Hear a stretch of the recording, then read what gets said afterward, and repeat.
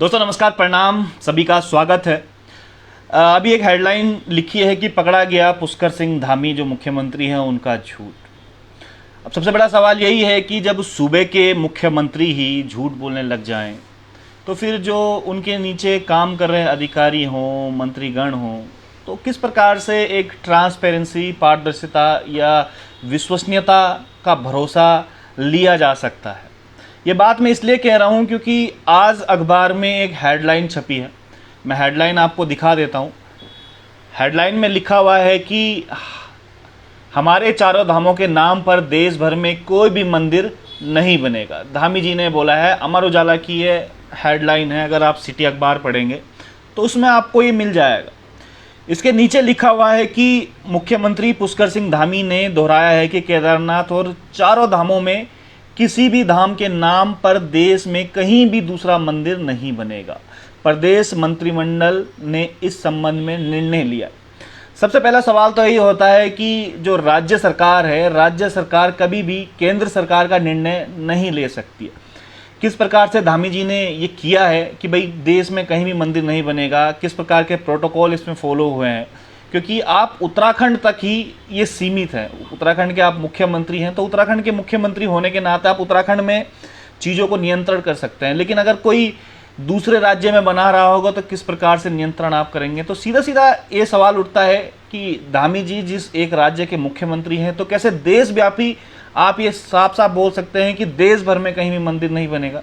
इसके लिए कौन सा ऐसा जियो जारी हुआ है, ऐसा कौन सा प्रोटोकॉल धामी जी ने अपनाया है कि हर स्टेट को क्या चिट्ठी लिखी है कि भाई आप मंदिर नहीं बनाओगे, और वो किस प्रकार से फॉलो करेंगे। ये एक बहुत बड़ा सवाल अपने आप में है। और ये सवाल मैं इसलिए भी उठा रहा हूँ क्योंकि आगे इसमें लिखा हुआ है कि मुख्यमंत्री रुद्रप्रयाग जिले के अगस्त्यमुनि में आयोजित जनता मिलन कार्यक्रम में वर्चुअल संबोधित कर रहे थे। कहा कि कोई भी केदारनाथ धाम का गलत उपयोग अब नहीं कर पाएगा। ये वही केदारनाथ धाम है जहाँ पर माननीय पुष्कर सिंह धामी जी गए थे, जिसका शिलान्यास दिल्ली में इन्होंने किया था। तब से एक बहुत बड़ा मुद्दा ये बन गया था, जितने भी श्रद्धालु हैं, ये आस्था से जुड़ा हुआ मुद्दा था। और उसके बाद ये सब चीज़ें हो रही है, जिसका शिलान्यास खुद मुख्यमंत्री पुष्कर सिंह धामी करके आए थे, उस पर आज ये बात इनको कहनी पड़ रही है। ये बात मैं इसलिए आपको बता रहा हूँ क्योंकि अभी जो ये मंदिर है जिसका दिल्ली में जिसका शिलान्यास करके माननीय पुष्कर सिंह धामी जी आए थे, उस ट्रस्ट में अभी भी पैसे जा रहे हैं। लाइव अभी 107 लोग देख रहे हैं। अभी मैं उनको लाइव पैसे भेज के भी अभी दिखाऊंगा आपको।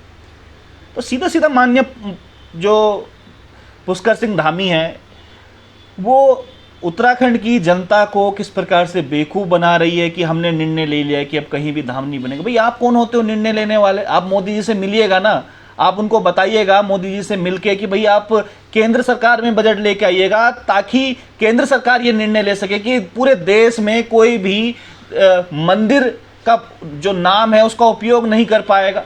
भाई एक स्टेट गवर्नमेंट कैसे कर सकती है ये सब चीज़ें? ये सबसे बड़ा सवाल है। और दूसरा ये देखिएगा, ये QR कोड ये सबने देखा ही होगा। मैं बैक कैमरा करके आपको दिखा देता हूँ एक बार।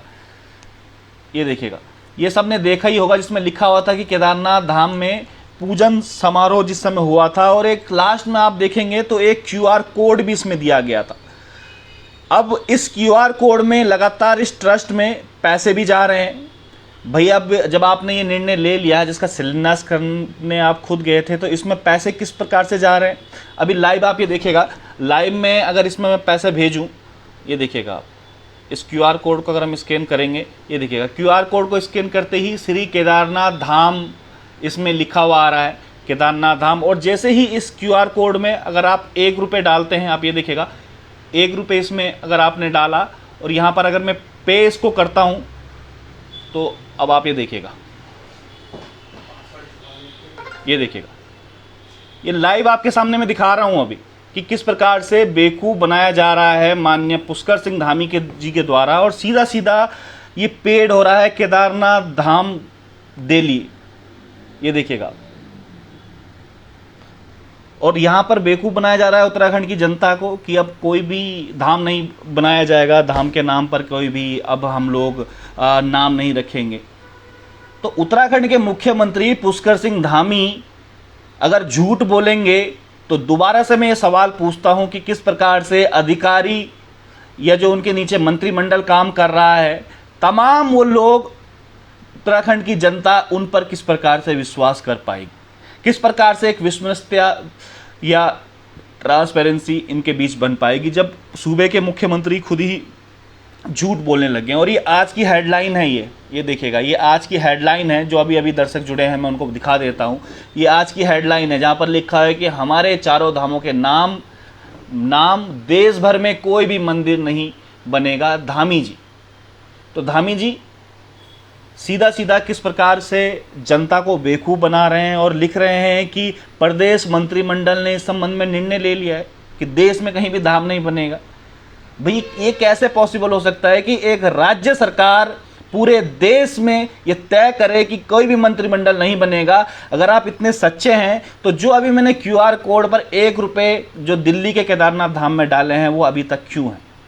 इस बात का जवाब आपको उत्तराखंड की जनता को देना ही पड़ेगा, क्योंकि उत्तराखंड की जनता ने ही आपको मुख्यमंत्री बनाया है। और मुख्यमंत्री इस प्रकार से अगर झूठ बोलेंगे तो कहीं ना कहीं एक विश्वसनीयता खोएगी और इससे राज्य को बड़ा नुकसान होगा। तो उम्मीद करते हैं कि आजकल जो कैबिनेट चल रही है, जो विधानसभा सत्र जो वहाँ पर चल रहा है गैरसैंण में, वहाँ पर नेता प्रतिपक्ष से लेकर तमाम लोग इस सवाल को जरूर पूछेंगे माननीय पुष्कर सिंह धामी से कि आखिर माननीय पुष्कर सिंह धामी जी, सूबे के मुख्यमंत्री होने के बावजूद आपने जो ये निर्णय लिया है, इस निर्णय का क्या औचित्य है?